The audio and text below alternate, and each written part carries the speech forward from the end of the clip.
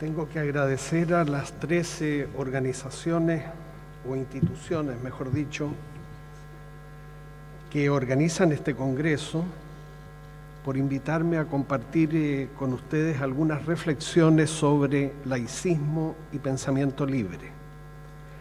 Pertenezco a una sola de tales instituciones, la Universidad de Valparaíso, y es precisamente en ella, en esta misma escuela de Derecho, donde desde mi ya evidente y lejana época de estudiante hasta ahora he podido pensar y escribir libremente, entre otros temas, sobre el que hoy nos convoca. Esta es una universidad estatal, como recordaba el rector, y a diferencia de lo que ocurre con las universidades privadas, tiene el deber de ser pluralista. Una universidad privada puede ser pluralista si opta por el pluralismo, y de hecho en Chile hay más de una universidad privada que lo es, pero una universidad estatal no opta por el pluralismo, tiene el deber de ser pluralista, donde pluralismo no es solo el hecho de la diversidad de creencias y puntos de vista entre estudiantes y académicos, a lo que podemos llamar pluralidad, sino pluralismo es la disposición y la práctica de ver en esa pluralidad un bien, no un mal y ni siquiera una amenaza.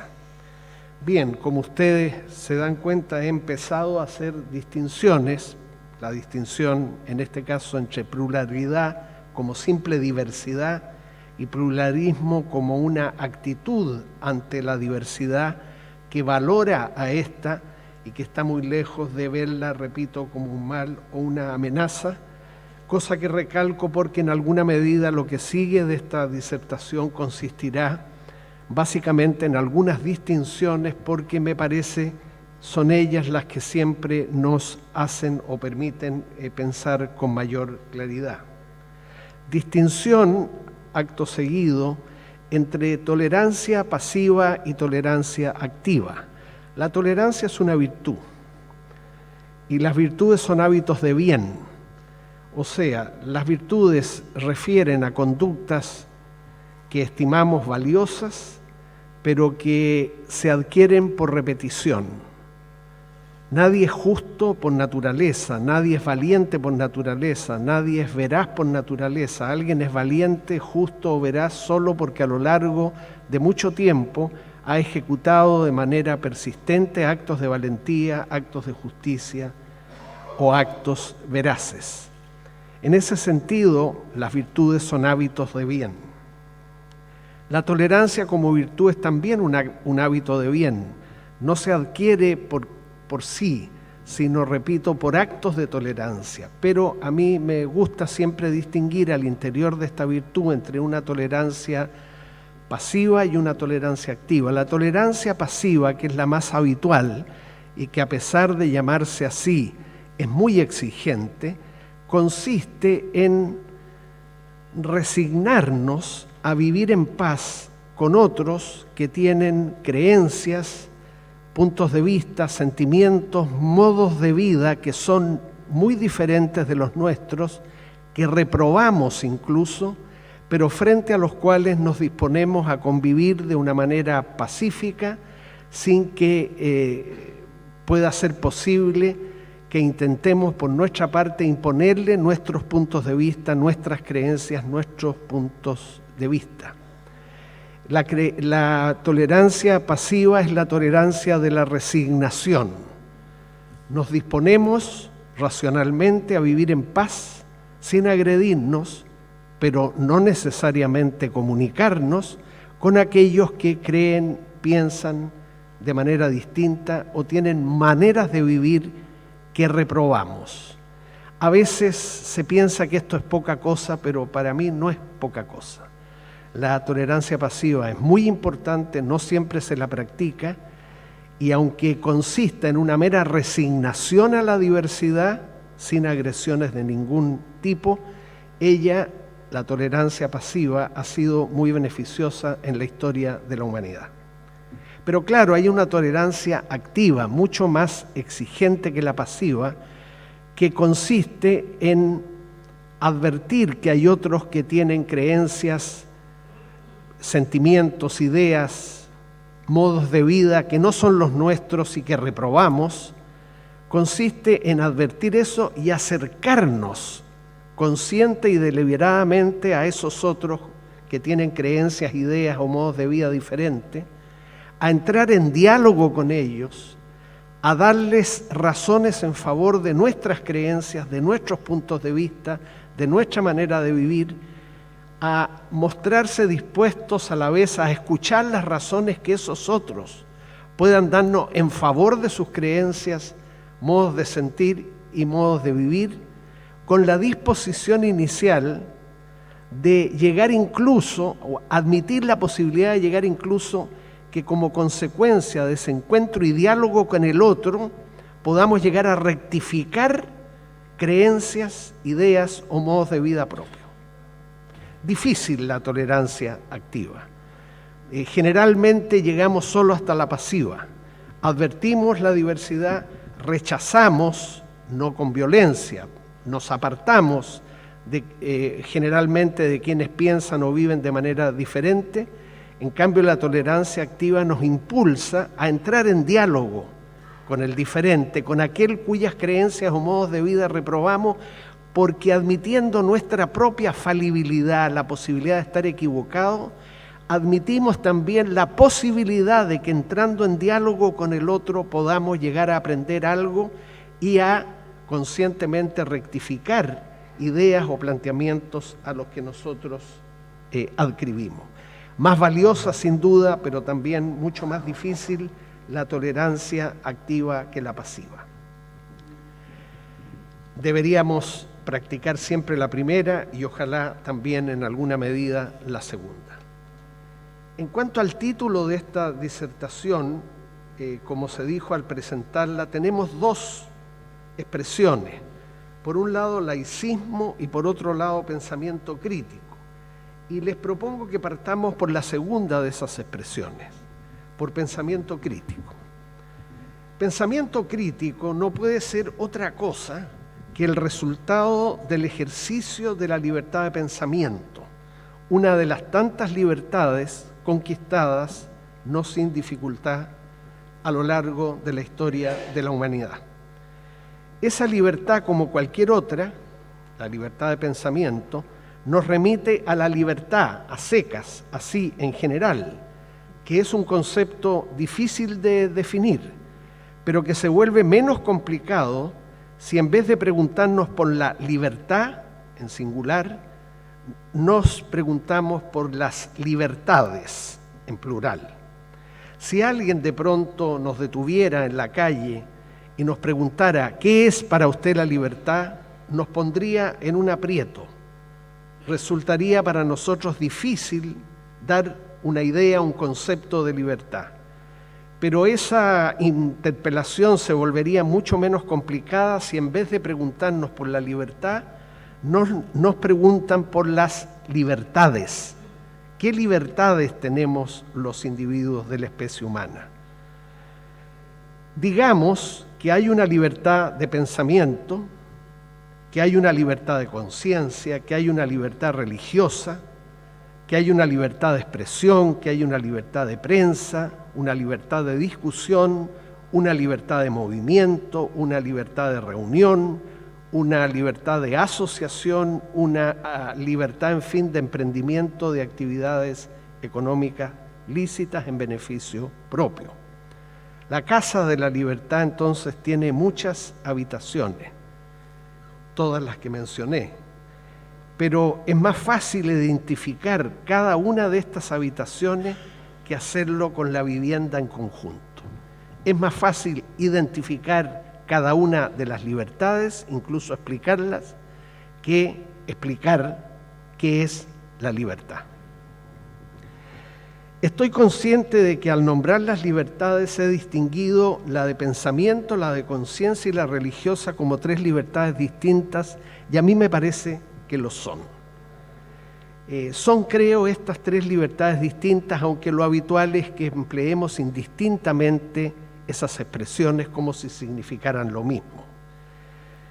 Para mí, la libertad de conciencia, en particular ella, tiene que ver con la autonomía que se reconoce a cada individuo de la especie humana adulto para llegar a formarse por sí, sin la intervención de ningún tipo de tutor, una idea acerca del bien, de lo que es bueno desde el punto de vista moral y de los caminos para realizar el bien, tanto en lo que respecta a uno mismo como en lo que respecta a los demás.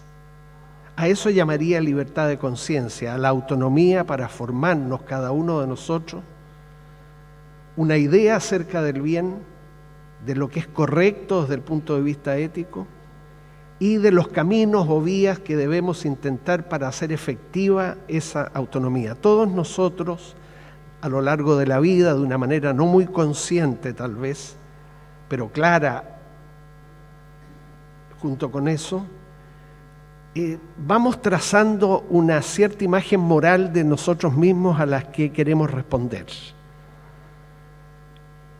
Y esa imagen moral que cada uno traza de sí mismo como un ideal, desde el punto de vista de la gestación de la misma, en nombre de la libertad de conciencia, debe ser siempre autónoma. Esa imagen moral de uno mismo a la que se quiere responder para poder mirarnos todas las noches en el espejo, con insatisfacción, por supuesto. Si uno tiene una mínima conciencia de sí mismo, nunca podrá mirarse en un espejo con absoluta satisfacción. Pero bien, esta libertad de conciencia, en el sentido que indiqué, tiene que ver entonces con la moral, con los sujetos morales que aspiramos a ser. Y la moral, por supuesto, es algo distinto de la religión. Por eso que hablo de libertad de conciencia por referencia a la moral. La libertad religiosa, en cambio, es más específica que la libertad de conciencia.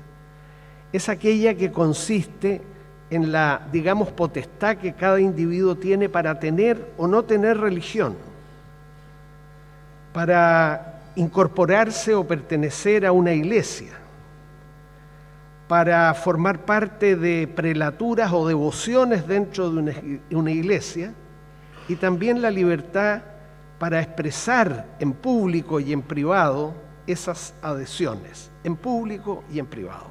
Las religiones no son un asunto privado solamente, son básicamente un asunto privado, pero ciertamente las religiones tienen derecho a expresarse en el espacio público, por ejemplo, a través de procesiones. Nadie interrumpiría una procesión porque estaría vulnerando, dentro de la libertad religiosa, la libertad de culto y la libertad de expresar convicciones religiosas en el espacio público. Entonces la libertad religiosa incluye la de culto y la de expresar creencias religiosas pública y privadamente, pero claro, incluye también la de no tener religión ni iglesia. A propósito de esto, me gustaría hacer un breve paréntesis para explicar algo que a mí me desconcierta en quienes tienen creencias religiosas. Es habitual encontrarse con personas que creen en Dios, en algo así como un ser superior con ese u otro nombre a quien deberíamos la creación del universo, de nuestra galaxia, de nuestro planeta y la creación de la vida en el planeta y en particular de la vida humana en este planeta que todos habitamos. Diría yo que esa es la parte ancha del embudo, los que creen en Dios. Pero la mayor parte de las personas que creen en Dios como que no les bastara con esa creencia, sino que descienden un anillo en este embudo, perdonen la figura que utilizo, y adscriben a una religión en particular. Por ejemplo, la cristiana, por ejemplo el Islam, por ejemplo la religión judía. No contentos con eso, de haber bajado al círculo de las religiones, descienden otro más y suelen profesar o ser miembros de una iglesia de una determinada religión, por ejemplo la católica. El catolicismo no es una religión, es una iglesia cristiana. La religión es el cristianismo. El catolicismo es una iglesia cristiana, la más importante de todas, pero hay otras iglesias cristianas, de manera que una cosa es creer en Dios, lo más amplio y general, Otra, tener una religión, por ejemplo el cristianismo. Una tercera, ser miembro de una iglesia cristiana. Y una cuarta, incluso dentro de una iglesia, pertenecer a eso que en la Iglesia Católica se llaman prelaturas, devociones, como el Opus Dei, los Legionarios de Cristo, los Sodalicios, etc.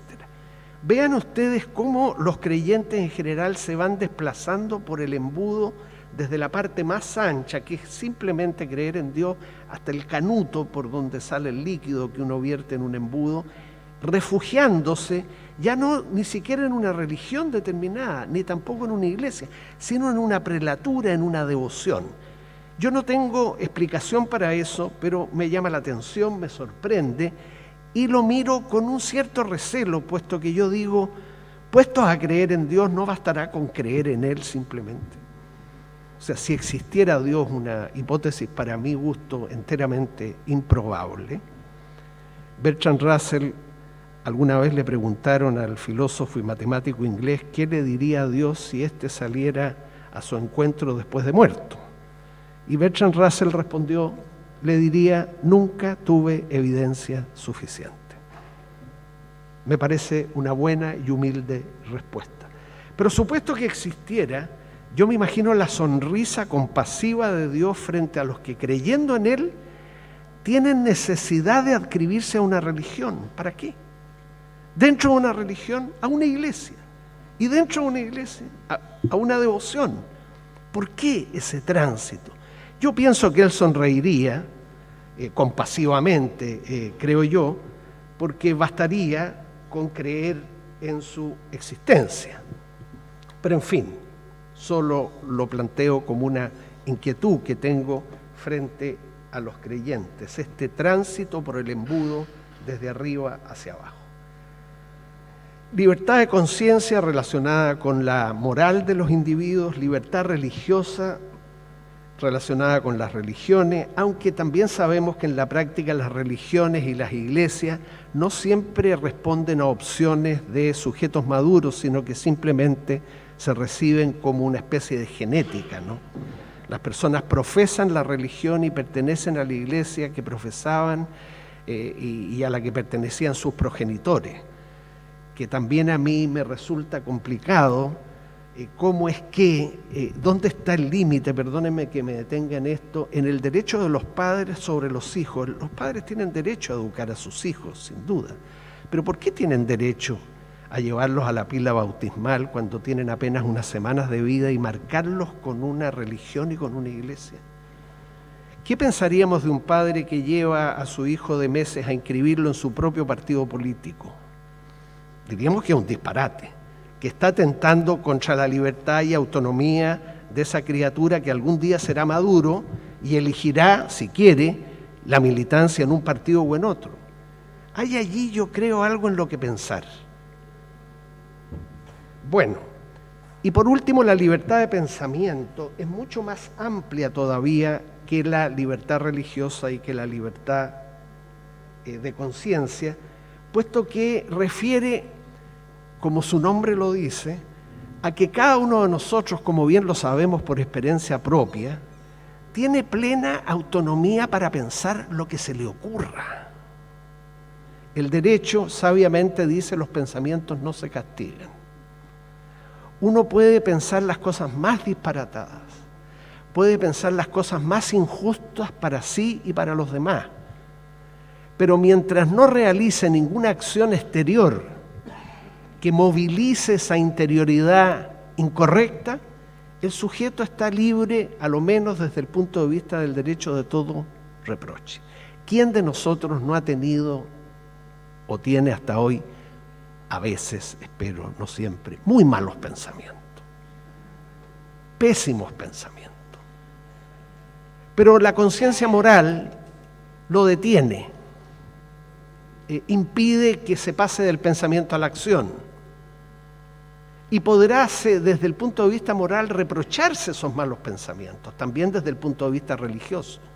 Pero desde el punto de vista jurídico, ningún reproche puede haber para alguien que solo piensa en hacer el mal, pero que no ejecuta ni el más mínimo acto en esa dirección. A eso yo llamaría libertad de pensamiento una libertad tan amplia y tan dichosa, ¿no? Si no pudiéramos pensar lo que queremos, estaríamos muy mal. Estaríamos muy mal sin libertad de conciencia, sin la posibilidad de forjar nuestra propia moral. Estaríamos muy mal sin libertad religiosa, desde luego, pero sin libertad de pensamiento la vida no sería vivible. Por fortuna, nuestro pensamiento puede funcionar siempre con entera libertad.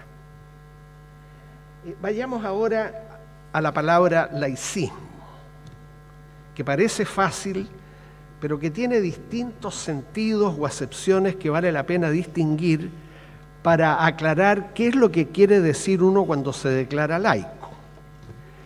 Esta palabra castellana viene del latín laicus, que a su vez viene del griego laikos, que significaba, fíjense ustedes, entre los griegos, simple persona perteneciente al pueblo, individuo común.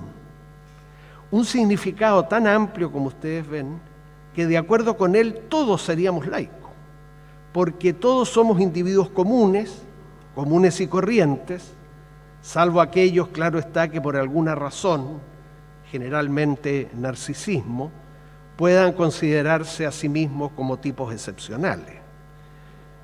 Pero ya sabemos lo que Sócrates y sus discípulos hacían en las calles de Atenas con los que se creían tipos excepcionales.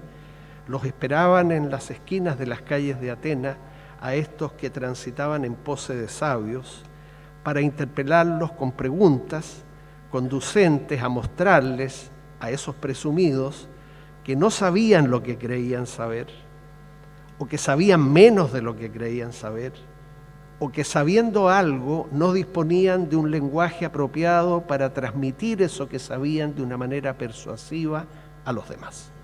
Esa era la estrategia de Sócrates, que no estaba destinada a fastidiar a sus contemporáneos, ni mucho menos a hacerlos sentir como personas inferiores a él. No, la finalidad era tan laudable como la que acabo de señalar.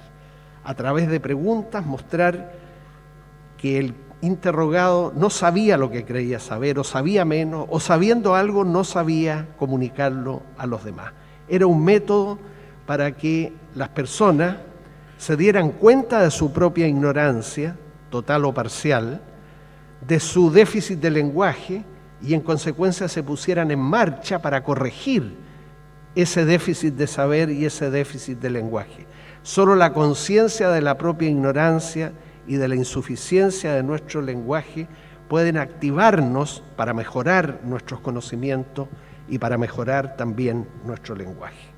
Eso es lo que hizo, entre otras cosas, tan estimable a ese filósofo callejero que fue Sócrates, porque literalmente esto que acabamos de describir lo hacía en la calle, no en un liceo, no en una institución, sino en las esquinas de la ciudad que él habitaba.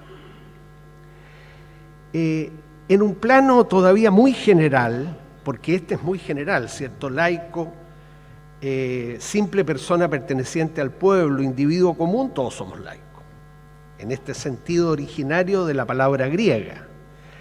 Hay otro sentido general de la palabra laico, no tanto como el que acabo de señalar, que debemos al escritor italiano Claudio Magris, una idea de Magris tan elegante como la cita que me voy a permitir hacer de un libro suyo en el que la expresa. Dice él, explicando el sentido de la palabra laico y laicidad de una manera todavía bien general, dice Magris: laicidad no es un contenido filosófico, sino más bien un hábito mental. Está bien eso. La capacidad de distinguir lo que es demostrable racionalmente de lo que es en cambio objeto de fe, y de distinguir la esfera de los ámbitos de las diversas competencias, por ejemplo, de la Iglesia y la del Estado.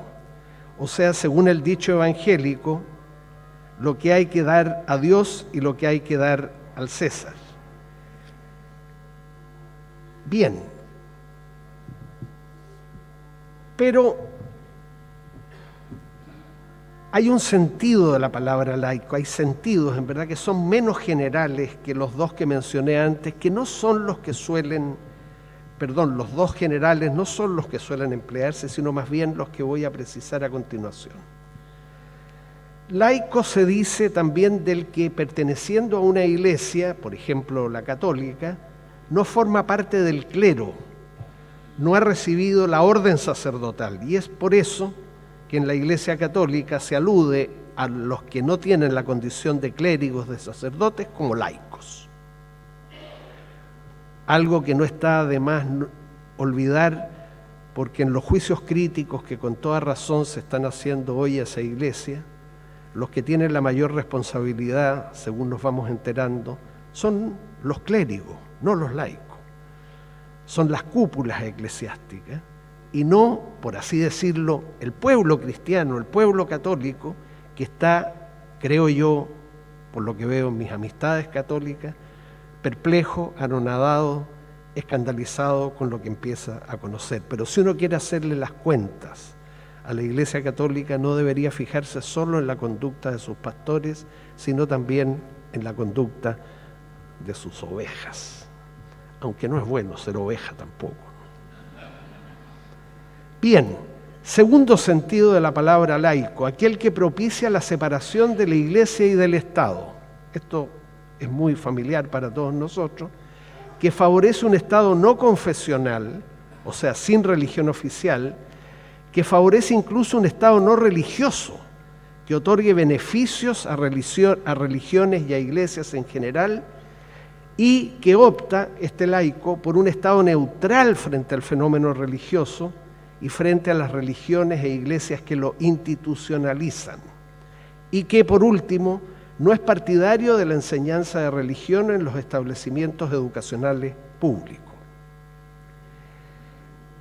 Late aquí otra vez la diferencia entre religiones e iglesias.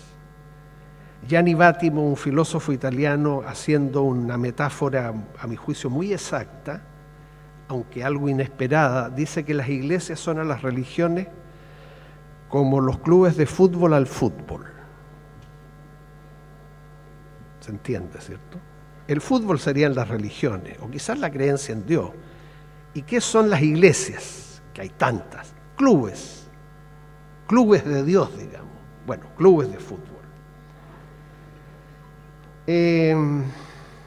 A propósito de lo cual, si yo concluí la descripción de laico que acabo de señalar, señalando al término de ella que quien es laico en este sentido no es partidario de la enseñanza de la religión en los establecimientos educacionales públicos, de ninguna religión, y menos del credo en particular de una iglesia, me gustaría compartir con ustedes una opinión personal que puede ser discutible.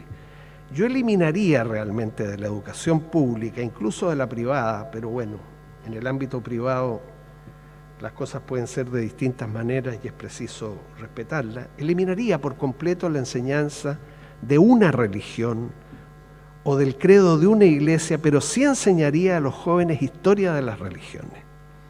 Sustituiría la enseñanza de la religión X o el credo de la iglesia X por una visión, hasta donde se puede en la enseñanza media, de lo que ha sido la historia de las religiones, porque la religiosidad es algo que de una u otra manera está presente en el ser humano y ha tenido encarnaciones a lo largo de la historia y hasta hoy esa religiosidad en religiones que son perfectamente identificables, cada una de las cuales tiene su propia historia, su propia biografía, y también esa religiosidad se expresa no solo en religiones, sino en iglesias.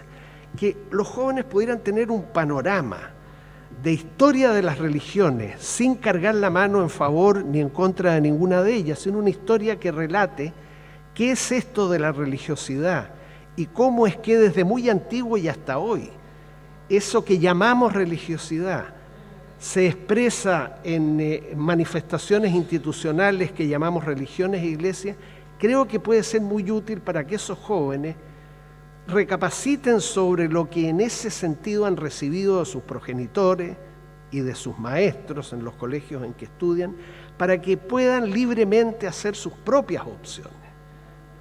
O sea, si un joven llega a ser de una religión o miembro de una iglesia, que eso fuera el producto no de haberlo heredado a sus progenitores y maestros, sino de haber tenido ocasión de reflexionar sobre el espectro de religiones e iglesias y de, por tanto, a partir de eso, comprometerse con una o no comprometerse con ninguna, porque ciertamente la libertad religiosa incluye la de no tenerla.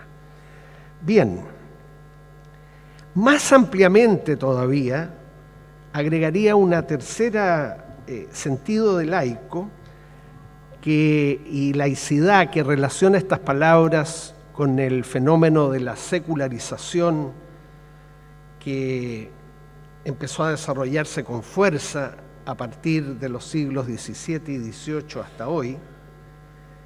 Diría que laico es también, o laicismo, el punto de vista que interpreta tanto la naturaleza como la cultura, la naturaleza lo dado al hombre y la cultura como lo producido por hombres y mujeres, interpreta todo eso sin referencia alguna a trascendencia ni existencia de un ser superior que hubiere creado todo cuanto hay y que busca una explicación del mundo y de lo que hombres y mujeres han hecho en el mundo y fuera de este, porque estamos haciendo cosas también fuera del planeta hace ya rato y vamos a acabar seguramente fuera del planeta, sin recurrir, repito, a la creencia y ni siquiera a la hipótesis de la existencia de un ser superior. Esto es lo que se llama secularismo. Mire, hay la naturaleza, hay también la cultura, entendiendo por cultura no lo que se relaciona solamente con la creación, producción y difusión artística, sino con todo lo que hombres y mujeres han sido capaces de hacer en el planeta. En este sentido amplio de cultura, cultura es todo lo que resulta de la acción conformadora y finalista del hombre. Así la definía nuestro filósofo Jorge Milla. Todo lo que resulta de la acción conformadora o hacedora y finalista del hombre, porque hombres y mujeres desde que se hirieron sobre sus extremidades inferiores y comenzaron a pensar en forma racional y sistemática, han ido produciendo muchas cosas. Otro filósofo define cultura en este sentido amplio, como todo lo producido por el ser humano, desde la bicicleta a internet, desde las comidas que el hombre prepara hasta las ciudades que construye, desde las carreteras de las ciudades, hasta la economía, el derecho. Todo eso sería cultura en cuanto son producciones humanas, que no las encontramos escritas en el firmamento ni tampoco las debemos a ningún tipo de divinidad. Definía cultura en este sentido amplio, no relacionado estrictamente con las artes, como todo lo que el hombre ha sido capaz de colocar entre el polvo y las estrellas. Es una bellísima definición de cultura en sentido amplio. Todo lo que el hombre, agréguense las mujeres por supuesto que han puesto lo suyo, y no poco, entre el polvo y las estrellas. El ser humano vive entre el polvo que pisa, sobre el que se levanta, y las estrellas, digamos el cosmos. Pero este ser, esta especie, ha sido capaz, como es evidente, de manera progresiva, no solo de advertir que está sobre el polvo y que sobre sí tiene las estrellas, sino que se ha puesto en obra, se ha puesto en marcha y ha producido muchas cosas, desde la bicicleta, por ejemplo, a internet. Y todas esas cosas, llamémoslas así, son culturales en cuanto producidas por la especie humana. Si no hubiera habido hombres y mujeres sobre el planeta, estas cosas que yo menciono, estos productos culturales nunca habrían aparecido. Un teólogo católico tiene una frase feliz. Dice, desde la perspectiva de un creyente, por cierto, que si Dios descansó en el séptimo día, como relata el Génesis, eso significaba que alguien en el futuro tendría que ocuparse del resto. Lo que está en la cabeza de este teólogo católico, Henri de Lubac, al decir esto, es que ese otro que en adelante tenía que ocuparse del resto no era más que la especie humana. Esto está dicho desde la perspectiva de un creyente que está diciéndole a la especie humana: continúe la creación, pero parte de la base de que hubo una creación. Sin embargo, para un no creyente es perfectamente posible adoptar esta frase para advertir bien lo que señalábamos antes, a saber, de que la especie humana se ha ocupado de muchas cosas, ha producido muchas cosas, sigue produciéndolas, es probable que ha producido desastres también, obviamente. Las guerras son un fenómeno cultural también, son producidas por los hombres, no están determinadas por la astrología ni por la fatalidad, ¿no? En consecuencia, también forman parte de la cultura, dándole a esta palabra el sentido descriptivo de lo que los hombres y mujeres han sido capaces de producir, ya sea para bien y para mal. Y por último, laico o laicidad, pero ya con otra palabra, laicismo no es ninguna de las cosas que señalamos antes, sino algo que va más lejos, la actitud que se opone a las religiones, que las hostiliza, que aspira a terminar con ellas por entender que han hecho más daño que bien en el curso de la historia. Hay un laicismo como repulsa explícita a las religiones que, para diferenciarlo de los laicismos que describí antes, se puede llamar mejor laicismo. Un laico no tiene por qué repudiar a las religiones, ni hostilizarlas, ni menos perseguirlas para acabar con ellas. Pero alguien que practica el laicismo, que los hay ciertamente, sí que hace esto de no solo rechazar para sí las religiones, sino hostilizarlas, perseguirlas, ¿no? Como de hecho han sido perseguidas muchas veces a lo largo de la historia. Una persecución de las que las religiones tienen plena conciencia, porque ellas a su vez han sido grandes persecutoras de otras creencias, como bien sabemos. Entonces hay que establecer esa diferencia entre laicismo y laicismo, y desde mi punto de vista al menos, por supuesto aprobar el primero pero reprobar el segundo. Hay la libertad religiosa, de manera que hostilizar a una religión, tratar de suprimirla, irse contra ellas utilizando el poder del Estado, por ejemplo, es atentar contra la libertad que un sujeto tiene desde el punto de vista religioso. Sería tan grave como si un Estado religioso no forzara a los que no tenemos religión a tener una. Bueno, termino con una distinción, otra más. Desde el punto de vista del Estado, hay el Estado laico, desde luego, hay el Estado religioso, hay el Estado confesional, pero hay también el Estado antirreligioso, es decir, desde el punto de vista del Estado, de cómo se relaciona un Estado con las religiones, yo distinguiría en primer lugar un Estado confesional, en segundo lugar un Estado religioso, en tercero un Estado laico y por último un Estado antirreligioso. El Estado confesional es aquel que adopta una religión oficial y excluye todas las demás. A eso llamaría yo un Estado confesional. Por fortuna, en retirada claramente en el mundo occidental hace ya bastante tiempo. El Estado religioso, en cambio, sería aquel que, sin adoptar una religión como oficial y sin repudiar por tanto a las demás, y estimando que las religiones son un fenómeno positivo para la vida en común, otorga algún tipo de beneficios a las religiones y a las iglesias. Por ejemplo, rebajas tributarias, trato tributario excepcional, por ejemplo, donaciones de bienes inmuebles del Estado que se hacen comúnmente a religiones y a iglesias. Esto sería un Estado no confesional, no tiene una religión oficial, pero dice, miren, ¿saben? Las religiones le vienen bien a la gente, de manera que hacen bien, de manera que les vamos a dar las vamos a reconocer a todas y les vamos a otorgar algún tratamiento especial, algunos beneficios. Chile, para mi gusto, es un Estado claramente religioso, no es un Estado laico, porque está implícito que valora el fenómeno religioso y sus expresiones institucionales en distintas religiosas, lo valora de una manera positiva, y eso explica entonces que haya continuamente beneficios que se otorgan a las iglesias de cualquier signo que ellas sean. En cambio, el Estado laico es aquel que no tiene religión oficial, ciertamente, y que frente a las religiones adopta, como su nombre lo indica, una posición neutral, si ustedes quieren, de indiferencia. Respeta la existencia de las religiones y de las iglesias. Por supuesto, no elige una de ellas, tampoco las combate, pero no emite ni explícita ni implícitamente un juicio de aprobación sobre las religiones.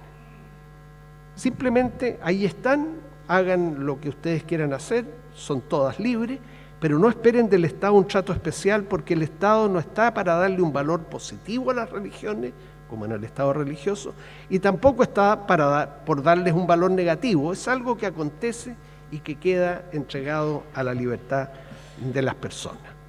No está mal destacar esta diferencia entre Estado laico y religioso, porque a veces personas que se declaran agnósticas o liberales, como Mario Vargas Llosa, incurren en el error de, a mi juicio, de sostener, como ha sostenido Vargas Llosa recientemente en el penúltimo de sus libros, que las religiones son buenas.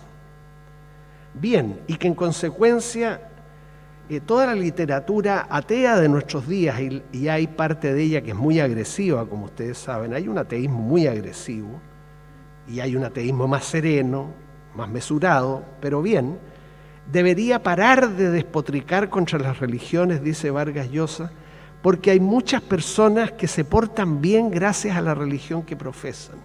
O sea que el mundo despeñaría, habría una especie de colapso moral en el mundo si desaparecieran las religiosas. Difícil entender que un liberal, como él se declara, sostenga algo como eso.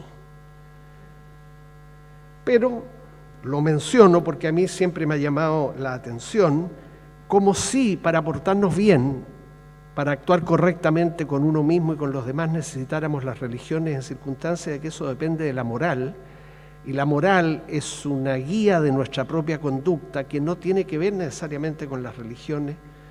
Toda religión entraña un código moral que sus partidarios siguen, pero es perfectamente, como lo sabemos todos, posible tener una moral laica, tener una moral no religiosa, que no tributa a ninguna religión y que es producto del ejercicio de la autonomía de los sujetos y del diálogo que mantienen con los demás en condiciones de paridad. Esa moral laica que Umberto Eco defendía con brillo en ese maravilloso intercambio epistolar que tuvo con el cardenal Carlo Maria Martini, y que dio lugar a un precioso pequeño libro que se llama ¿En qué creen los que no creen? Es un intercambio epistolar elegantísimo desde el punto de vista intelectual, deferente, respetuoso por lado y lado, donde el cardenal Martini sostiene la tesis de que no es realista pensar en moral sin Dios, moral sin religión, y en donde Umberto Eco, desde una perspectiva laica, sostiene todo lo contrario, a mi juicio con absoluta razón, de que es perfectamente posible, como lo experimentamos muchos, la existencia de una moral que no tributa al credo de una religión ni a los postulados de una iglesia. Bueno, y por último está el Estado antirreligioso, que sería aquel que enfrenta a las religiones como un daño y las persigue. Eso ha ocurrido en la historia de la humanidad y puede ocurrir todavía en el día de hoy. Entonces, Estado confesional, Estado religioso, Estado laico, Estado antirreligioso. Si a mí me preguntaran cuál preferiría para mi país, es el Estado laico. Ni el confesional, desde luego, pero tampoco el religioso que tenemos actualmente. Y desde luego, jamás pondría mis preferencias en un Estado antirreligioso que fuera en contra de las religiones para acabar con ellas. Un Estado simplemente laico, neutral, indiferente, que no hostiliza las religiones, pero tampoco las ayuda. Termino ahora sí con una simple referencia a algo que señalaba el alcalde, los malos vientos que soplan hoy en el mundo para la democracia, y cómo cuando la democracia está contra la pared, las que están contra la pared son las libertades que mencionamos al inicio de estas palabras. Hay libertad de pensamiento, de conciencia religiosa, libertad de movimiento, libertad de expresión, libertad de prensa, libertad de reunión, de asociación, de emprendimiento, de actividades económicas. Ese conjunto de libertades está en riesgo cada vez que la democracia lo está como forma de gobierno, porque esta forma de gobierno, con todos los defectos que pueda mostrar, que los muestra en sus aplicaciones prácticas, tiene un compromiso explícito con las libertades, presupone esas libertades para que opere la democracia como forma de gobierno y a su vez se compromete a respetar esas libertades y a promoverlas. De manera que, por ejemplo, cuando mis estudiantes bostezan con la palabra democracia, o a veces más que bostezan, hacen un gesto como despectivo, ¿qué es democracia? Yo me permito decirles, mira tú, en la historia de la humanidad esta forma de gobierno ha dado mejor examen que ninguna otra en relación con la declaración y protección de las libertades. De manera que si a ti como joven te interesan las libertades, tendrías que tener interés y preferencia incluso por una forma de gobierno que es la que por lejos se ha portado mejor en relación con las libertades. Y si eso fuera poco, les señalo también, ¿te interesan los derechos fundamentales? Por ejemplo, el derecho a la educación. ¿Te interesa el derecho a una atención sanitaria de calidad? ¿Te interesa el derecho a una previsión oportuna y justa? Y los estudiantes responden, sí, ¿cómo no nos van a interesar esos derechos? Bueno, esos son derechos fundamentales, son solo ejemplos de algunos derechos fundamentales. Pues bien, la democracia también es la forma de gobierno, según históricamente está probado, que rinde mejor examen en cuanto a la declaración y protección de los derechos humanos. No se saca un 7, no es perfecta la democracia, ni en la declaración, ni en la protección, ni en la promoción de los derechos humanos. Pero es por lejos la forma de gobierno, comparativamente con otras, que hace mejor eso, proteger, declarar y promover los derechos fundamentales, de manera que si a uno le interesan los derechos fundamentales y cómo no, tiene buenas razones, me parece a mí, para preferir la democracia como forma de gobierno. Pero esta, contra las cuerdas hoy. Un estudio de Economist del año 2017, apenas 2 años atrás, registró que solo 19 países del planeta, en los que está solo el 4,5% de la población mundial, tienen hoy democracias plenas o en forma. Solo 19 países con el 4,5% de la población. Las democracias defectuosas, que vendrían a continuación, entre las que está Chile, son 57, mientras que las democracias híbridas o regímenes híbridos, que son mezcla de democracia y autoritarismo, 34, y 53 los regímenes autoritarios. Solo 19 democracias en forma o democracias plenas, 54 democracias defectuosas, 30 y algo regímenes híbridos y 53 regímenes autoritarios. Esa estadística de un medio serio como The Economist pone de relieve de una manera bastante elocuente cómo es que para la democracia soplan malos vientos, porque además está ocurriendo con frecuencia inquietante que se estén usando por los ciudadanos las reglas de la democracia para elegir gobernantes que no tienen credenciales democráticas, no tienen una biografía democrática, y que una vez instalados en el poder pueden comportarse de manera antidemocrática. La democracia no solo fija reglas para acceder al poder, para ganarlo, fija reglas también para cómo se ejerce el poder, cómo se aumenta el poder, porque todo el que tiene y ejerce poder quiere tener más. Cómo se conserva el poder, cómo se recupera el poder. No está mal, creo yo, recordar esto, porque muchas veces frente a tiranos o regímenes autoritarios se dice, pero ¿cómo puedes decir tú que tal gobernante no es democrático si fue elegido democráticamente? Sí, el ejemplo de Maduro es clarísimo, fue elegido democráticamente. Pero la democracia no fija solo reglas para acceder al poder. Sí, esas fueron respetadas. Pero ¿cómo te comportas después en el ejercicio del poder? Cuando tratas de aumentar tu poder, que todos los que están en el poder quieren aumentar su poder, todos, ¿cierto? ¿Satisfaces las reglas de la democracia o te las cargas? ¿Quieres conservar el poder? El que está en el poder quiere conservarlo, quiere ser reelegido, ¿no? Vaya los ejemplos que tenemos en Latinoamérica de gobernantes eternos, ¿no? También la democracia fija reglas para los que, queriendo conservar el poder, buscan ser reelegidos en los cargos, y hay que, por supuesto, respetar también esas reglas. Tener en cuenta eso permite que nos demos cuenta entonces que la democracia es una forma de gobierno muy exigente. No le bastan las elecciones a través de las cuales alguien llega al poder. Fija reglas muy precisas. El problema es que no se conocen muchas veces sobre cómo se puede ejercer el poder, cómo se puede aumentar el poder, cómo se puede conservar el poder y cómo se puede también, por aquel que lo perdió, recuperarlo. Es compleja en ese sentido y por lo mismo también muy atractiva. Pero soplan malos vientos para ello, y yo termino con una hipótesis que me habría encantado compartir con el alcalde. Él mencionó el neoliberalismo con toda razón. Lo que está, creo yo, a la democracia perjudicando en el mundo no es tanto ella misma, que claro, en ninguna parte funciona perfectamente, no hay democracias perfectas.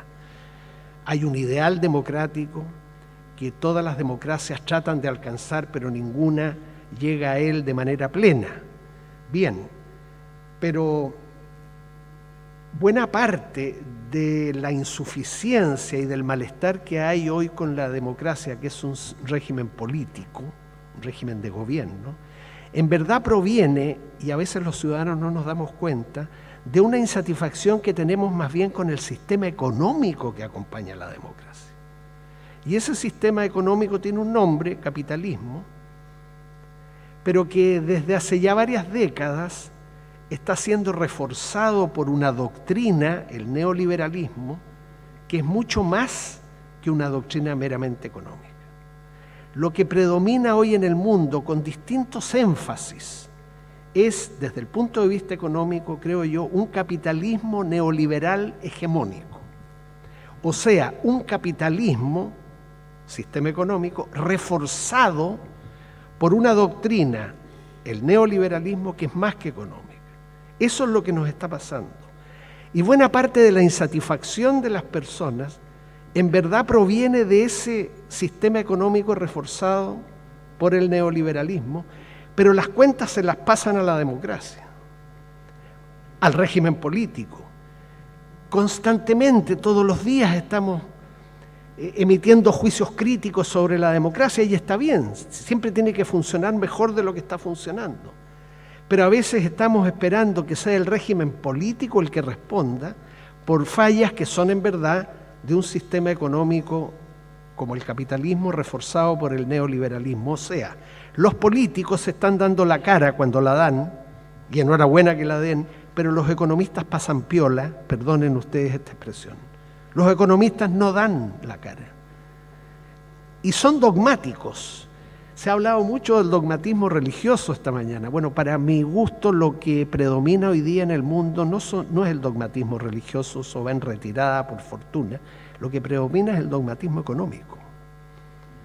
Las verdades económicas que el neoliberalismo postula como verdades irrefutables que se tienen que aplicar en todos los países de la Tierra, y para eso hay organismos internacionales que se encargan de hacerlo.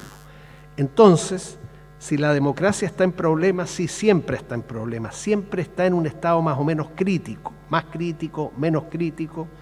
Son pocos los países con democracias en forma, son muchos los que de democracias defectuosas. Habría que empujar a estos segundos, entre ellos Chile, para que alcancen algún día la condición de democracias plenas.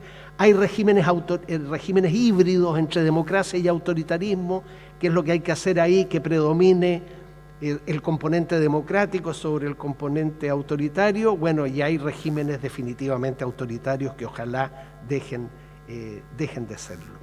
Con esas palabras, con estas reflexiones un tanto atolondradas, concluyo esta exposición que se me ha permitido tener como una manera, con las distinciones que hice, si es que ustedes las comparten, pero para que las reflexionen, colaborar también al trabajo que ustedes harán durante los 2 días que estarán reunidos en esta casa para reflexionar sobre este tema, laicismo y espíritu libre. Muchas gracias.